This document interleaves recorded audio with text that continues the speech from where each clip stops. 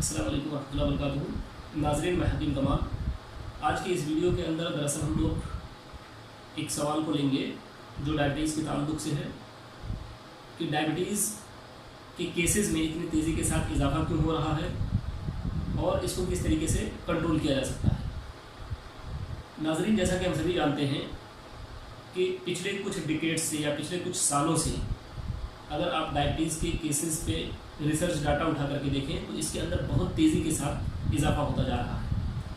एक स्टडी के मुताबिक तकरीबन 2006 से और 2021 के बीच में हर साल 8% केसेस के अंदर इजाफा हो रहा है। तो आप इससे अंदाज़ा लगा सकते हैं कि ये केसेस या डायबिटीज़ की जो प्रिवलेंस है या डायबिटीज़ के मरीज़ों की तादाद है वो कितनी तेज़ी के साथ बढ़ रही है। हालांकि डायबिटीज़ कोई नई बीमारी नहीं है जिसको अभी रिसेंटली डायग्नोज किया गया हो, बल्कि इसकी अगर तारीख़ उठा करके आप देखेंगे तो इसकी तारीख़ तकरीबन कदीम मिस्रियों से जा कर के मिलती है, क्योंकि मिस्री पेपायरस के अंदर ऐसी बीमारी का जिक्र मिलता है जिसमें पेशाब का ज़्यादा लगना, प्यास का ज़्यादा लगना, भूख का ज़्यादा लगना और इसी तरीके से बदन का कमज़ोर होना पाया जाता है। तो इस तरीके से आप ये समझ सकते हैं कि डायबिटीज़ कदीम मिस्रियों के यहाँ भी था, लेकिन इसका सबसे पहले जो नाम दिया वो तकरीबन 300 कबल मसीह एपोलोनियस नाम का एक साइंटिस्ट था, एक ग्रीक फिलोसफर था। उसने सबसे पहले डायबिटीज़ का नाम दिया और उसके बाद यूनानी की किताबों के अंदर अगर आप उठा करके देखें तो तकरीबन हर तबीब ने डायबिटीज़ की बीमारी का जिक्र किया। डायबिटीज़ की जो दोनों किस्में हैं, जिसको हम डायबिटीज़ मेलाइटस या डायबिटीज़ इंसिपिडस के नाम से जानते हैं, इन्होंने उसके दरमियान तफरीक भी किया, लेकिन उसके अंदर या उस दौर के अंदर इसका प्रेवलेंस ये बहुत ही ज़्यादा कम था।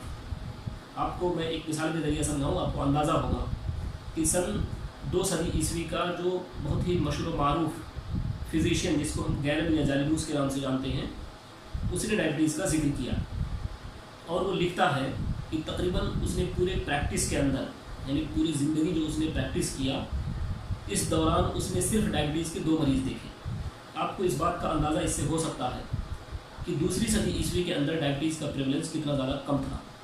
इसी तरीके से जो बाद के अतिब्बा रहे हैं उनके यहाँ भी डायबिटीज़ का जिक्र तो मिलता है, लेकिन प्रेवलेंस इतना ज़्यादा नहीं मिलता जितना आज के दौर में मिलता है। और पिछले कुछ सालों पे अगर आप खुद मुशाहिदा करें तकरीबन 20 साल 25 साल पहले तो डायबिटीज़ का प्रेवलेंस बहुत कम था।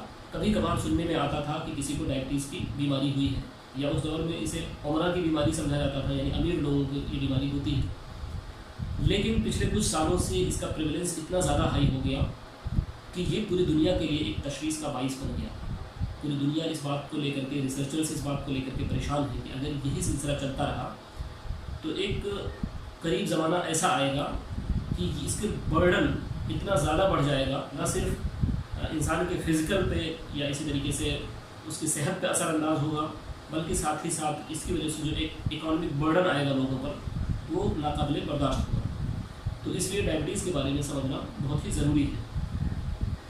पिछले कुछ सालों से अगर आप मुआवजा करें, यानी 2005 के बाद, तो इसके केसेस के अंदर बहुत तेज़ी के साथ इजाफा हुआ। 2007 का एक डाटा है जिसमें तकरीबन हिंदुस्तान के अंदर 41 मिलियन डायबिटीज़ पेशेंट पाए गए, जबकि यहीं पर 2021 के अंदर तकरीबन 74 या 75 मिलियन पीपल को डायबिटीज़ की शिकायत पाई गई।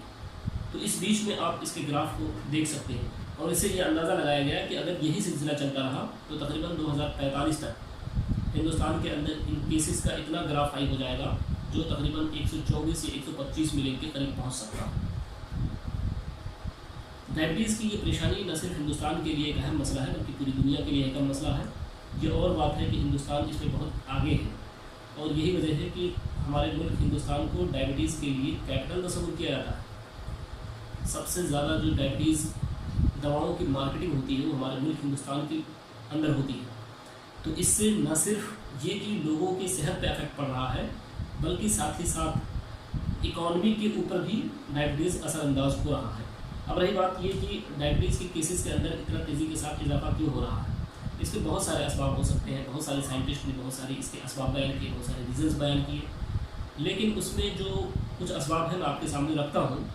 एक बहुत बड़ी सबब जो समझ में आती है वो है लेक ऑफ एजुकेशन, यानी लोगों को डायबिटीज़ के बारे में सही इल्म का ना होना और साथ ही साथ डायबिटीज़ से किस तरीके से बचा जाए इसके नाइल्म का होना, ये एक बहुत अहम सबब है। साथ ही साथ जो लोगों की खाने पीने के हैबिट्स हैं, यानी अनहेल्दी हैबिट्स हैं जो खाने की पीने की, आप देखेंगे कि लोग अपने डाइट्स के अंदर कार्बोहाइड्रेट का बहुत ज़्यादा इस्तेमाल कर रहे हैं, शुगर का इस्तेमाल बहुत ज़्यादा कर रहे हैं, या किसी न किसी फॉर्म में कार्बोहाइड्रेट का इस्तेमाल हम बहुत ज़्यादा कर रहे हैं।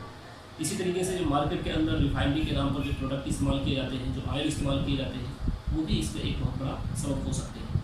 इसके अलावा जो प्रोसेस्ड मीट, यानी हम देख रहे हैं कि मीट को मुख्तलिफ शक्लों के अंदर उसको टेस्टी बनाने के लिए, उसको प्रिजर्व करने के लिए जो मीट का इस्तेमाल बहुत ज़्यादा कॉमन हो रहा है, रिसर्चर के मुताबिक ये भी डायबिटीज़ का एक बहुत बड़ा सबब हो सकता है। इसके अलावा फ्रूट्स का इस्तेमाल बहुत ज़्यादा कम करना, यानी लोगों के अंदर इस चीज़ को, यानी लोग फ्रूट का इस्तेमाल बहुत ज़्यादा कम कर रहे हैं। हालांकि फ्रूट का इस्तेमाल होना चाहिए, हर मौसम के अंदर मौसमी एतबार से जो फ्रूट्स आते हैं उसका इस्तेमाल किया जाना चाहिए। इसके अलावा लेक ऑफ एक्सरसाइज, यानी एक्सरसाइज का ना करना या फिज़िकल इनएक्टिविटी, ये मेरे एतबार से डायबिटीज़ के लिए एक बहुत ही अहम सबब है। इसके अलावा कुछ रिसर्चर्स का मानना है कि जो हम लोग स्क्रीन पर ज़्यादा टाइम देते हैं, चाहे वो मोबाइल स्क्रीन हो या कंप्यूटर का स्क्रीन हो या इसी तरीके से लैपटॉप का स्क्रीन हो या फिर टीवी का स्क्रीन हो, यानी हम जो ज़्यादा देर तक स्क्रीन पर बैठते हैं उसकी वजह से भी डायबिटीज़ के पैदा होने के चांसेस होते हैं। इसके अलावा तंबाकू का इस्तेमाल, अल्कोहल का इस्तेमाल और इसी तरीके से दूसरी नशा और चीज़ें हैं, उनका इस्तेमाल भी कहीं ना कहीं डायबिटीज़ के पैदा होने में सबब बन रहा है। हाई ब्लड प्रेशर, ओबेसिटी या इस तरीके से फैमिली हिस्ट्री भी एक रिस्क फैक्टर में से आता है, इसका इनकार नहीं किया जा सकता। तो इस तरीके से बहुत सारे असबाब हो सकते हैं जो कहीं ना कहीं डायबिटीज़ के बढ़ने में या डायबिटीज़ के पैदा होने में रोल प्ले कर रहे हैं। तो जाहिर सी बात है, अगर आपको कंट्रोल करना है तो इन्हीं चीज़ों पर कंट्रोल करने की ज़रूरत है। अगर आप इनको कंट्रोल करते हैं तो फिर इंशाल्लाह कहीं ना कहीं डायबिटीज़ को कंट्रोल किया जा सकता है। तो सबसे पहले जो चीज़ ज़रूरी होगी कि लोगों को डायबिटीज़ के ताल्लुक से एजुकेट करने की ज़रूरत है, यानी लोगों को डायबिटीज़ के कंसिक्वेंसेस के बारे में बताएं, डायबिटीज़ क्यों पैदा होता है उसके बारे में बताएं, और अगर डायबिटीज़ पैदा हो गया है तो उसके क्या तदाबीर हो सकते हैं, उसको किस तरीके से मैनेज किया जाए, इसके बारे में बताएं। लोगों को बहुत ज़्यादा पैनिक होने की ज़रूरत नहीं है, बल्कि अगर कोई किसी बीमारी में मुब्तला हो गया है तो उसका इलाज मौजूद है, उसको भी रिवर्स किया जा सकता है, उसको हम किसी दूसरे वीडियो के अंदर बताएंगे। इसलिए बहुत ज़्यादा पैनिक होने की ज़रूरत नहीं है, बस आपको मेंटली प्रिपेयर होने की ज़रूरत है और आपको कुछ करने की ज़रूरत है, तो फिर आसानी के साथ इसको रिवर्स भी किया जा सकता है। इसी तरीके से लोगों को इस चीज़ को एजुकेट करने की ज़रूरत है कि क्या उससे तहफ़्फ़ुज़ी तदाबीर हो सकते हैं, यानी प्रिवेंशन के क्या क्या तरीके हो सकते हैं, कौन से तरीके हम अपनाएं तो हम डायबिटीज़ से बच सकते हैं। तो ये चीज़ें डायबिटीज़ को प्रिवेंट करने में मुआविन और मददगार साबित हो सकती हैं। इसके अलावा एक्सरसाइज करने की हिदायतें, यानी जैसा कि आज हम देख रहे हैं कि जो हमारी सेडेंटरी लाइफ स्टाइल है इसके अंदर इनएक्टिविटी बहुत ज़्यादा कॉमन है। लोग जहनी एतबार से तो मेहनत कर रहे हैं लेकिन बदनी एतबार से या फिज़िकली बहुत ज़्यादा एक्टिव नहीं है, तो फिज़िकल एक्टिविटी की बहुत ज़्यादा ज़रूरत है। मेंटल रेस्ट की ज़रूरत है। जो जहनी तौर पर बहुत ज़्यादा थकान में रहते हैं, बहुत ज़्यादा परेशान रहते हैं, खासतौर पर जो बिजनेसमैन तबका है, तो उन्हें मेंटल रेस्ट की भी ज़रूरत होती है। उन्हें रेस्ट करना चाहिए, फिजिकल एक्टिविटी करनी चाहिए, मॉर्निंग वॉक करना चाहिए। एटलीस्ट हर किसी को ये आदत बनानी चाहिए कि तकरीबन डेली 1 से 2 घंटे तक एक्सरसाइज करेंगे। अगर इस तरीके से करते हैं तो ये भी काफ़ी हद तक डायबिटीज़ को प्रिवेंट करने में मददगार साबित हो सकता है। इसी तरीके से जो ओबीज़ लोग हैं उनको वेट रिडक्शन की सलाह देनी चाहिए, उनको वेट कम करना चाहिए, क्योंकि जो ओबीज़ लोग हैं या जो मोटे लोग होते हैं ये डायबिटीज़ के बहुत ज़्यादा प्रोन होते हैं, इनके अंदर डायबिटीज़ की बीमारी पैदा होने की ज़्यादा इस्तेदाद पाई जाती है। बीपी के मरीज़ हैं तो बीपी को किस तरीके से कंट्रोल किया जाए ये एजुकेट करने की बताने की ज़रूरत है। इसके अलावा जो फूड की हैबिट है, जो अनहेल्दी फूड्स हम इस्तेमाल कर रहे हैं उसको सही करने की ज़रूरत है। यानी जो हम कार्बोहाइड्रेट का बहुत ज़्यादा इस्तेमाल कर रहे हैं, जो ऑयल का हम इस्तेमाल कर रहे हैं मार्केट के अंदर जो ऑयल है, इसको बदलने की ज़रूरत है। मैं बताऊं अगर आपको कि इस वक्त जो भी दुनिया के अंदर ऑयल पाए जाते हैं उनमें से सिर्फ 3-4 तरह के ऑयल्स हैं जिनका आप हेल्दी तौर पर, या हम ये कह सकते हैं कि ये ऑयल हेल्दी है और इनका इस्तेमाल किया जाना चाहिए। जिसमें से एक सरसों का इस्तेमाल है, यानी सरसों का तेल है, जैतून का तेल है, कोकोनट ऑयल है, या इसके अलावा घी का इस्तेमाल है। आप इन चीज़ों का अगर इस्तेमाल करते हैं तो फिर काफ़ी हद तक ये चीज़ें डायबिटीज़ के प्रिवेंशन में मददगार साबित हो सकती हैं। तो यहाँ पर इन जनरल अगर मैं बताऊँ कि मोटे तौर पर समझने की ज़रूरत यह है कि इंसान को फिज़िकली जो इनएक्टिविटी आ गई है उसमें एक्टिव होने की ज़रूरत है, एक्सरसाइज करने की ज़रूरत है, डाइटरी कंट्रोल करने की ज़रूरत है, लोगों को एजुकेट करने की ज़रूरत है, या इसी तरीके से अगर किसी तरीके की कोई बैड हैबिट्स हैं, अल्कोहल, तंबाकू या इस तरह की दूसरी चीज़ों का अगर कोई इस्तेमाल करता है तो उसे छोड़ने की ज़रूरत है, उसको कंट्रोल करने की ज़रूरत है। और साथ ही साथ अगर कोई ओबीज़ पर्सन है, कोई आदमी मोटापे की तरफ जा रहा है, तो उसे फ़ौरन अलर्ट हो जाने की ज़रूरत है और अपना वज़न कम करने की ज़रूरत है।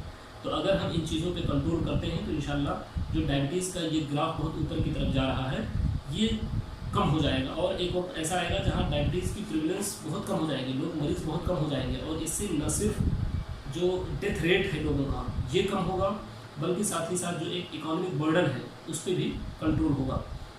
क्योंकि आप सभी जानते हैं कि डायबिटीज़ ये कोई ऐसी बीमारी नहीं है कि सिर्फ डायबिटीज़ हो गया और आपने दवा खाना शुरू किया और मसला हल हो जाएगा, बल्कि एक मरतबा अगर किसी को डायबिटीज़ आती है तो इससे दूसरी बीमारियां पैदा होने के चांसेस ज़्यादा होते हैं, स्ट्रोक आने के चांसेस ज़्यादा होते हैं, कार्डियक प्रॉब्लम आने के चांसेस ज़्यादा होते हैं, किडनी फेलियर के चांसेस ज़्यादा होते हैं।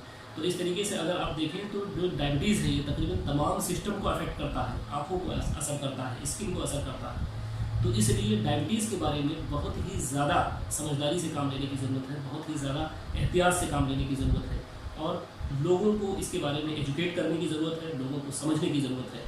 तो दोस्तों ये डायबिटीज़ के ताल्लुक से कुछ मुख्तसर सी चीज़ें थी जिसको मैंने आपके सामने रखा। उम्मीद कि आपको ये चीज़ें पसंद आएंगी, और साथ ही साथ आपसे गुजारिश है कि अगर आपको किसी भी तरीके का कोई डाउट है तो आप हमसे ज़रूर पूछ सकते हैं। शुक्रिया, जज़ाकल्लाह खैर। अस्सलाम वालेकुम व रहमतुल्लाहि व बरकातहू।